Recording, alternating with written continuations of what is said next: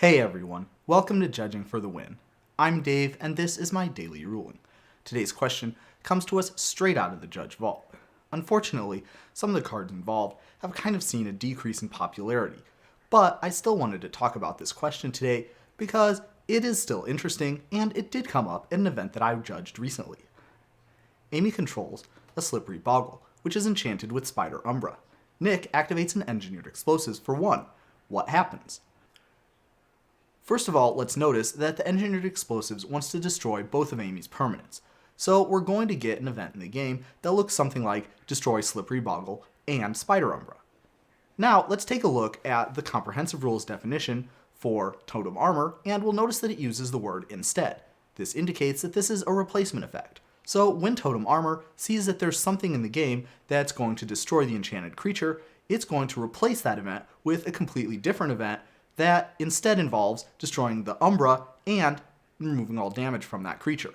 So what we're actually going to end up with is an event that looks like destroy Spider Umbra, and remove all damage from Slippery Bogle.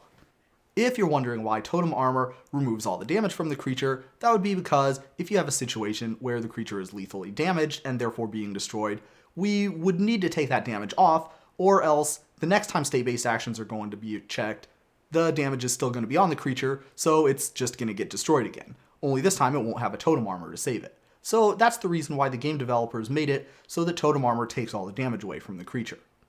Another important consequence of this, though, is related to the timing of when Nick is activating the engineered explosives. The smart time to do it would probably be before combat damage happens instead of after, because if Nick, for example, blocked with a 1-1, and then after combat damage happened, used the engineered explosives, well, that 1 damage that his 1-1 did to the creature that Amy had is going to get removed when Amy's Totem Armor kicks in. A more savvy way to do this would probably be to block with the 1-1 and then activate the engineered explosives. That way, before the combat damage is dealt, the Spider Umbra is going to take the hit for Amy's Slippery Bogle.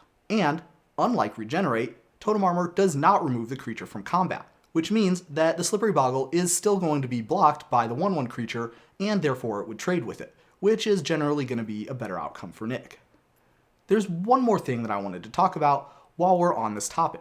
Notice that the answer to this question, that the Spider Umbra gets destroyed and the Slippery Bogle lives, is completely dependent on the way that engineered explosives functions. Specifically, in that it destroys everything at the same time. If we were dealing with something like, for example, an Austere Command, well, that does not destroy things at the same time. If you have a modal spell, then the modes are going to be considered to be performed in the order that they're written down.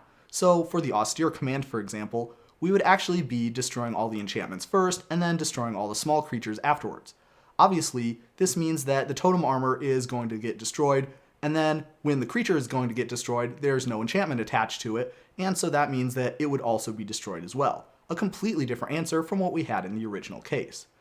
If there were some other card that destroyed the creature first and then the enchantment, well then we would end up with a much better situation for Amy, because the creature getting destroyed would be replaced by the Totem Armor taking the hit, and then the Totem Armor thing wouldn't be in play when all the enchantments were destroyed. So we would get the same outcome as what we had in the original situation.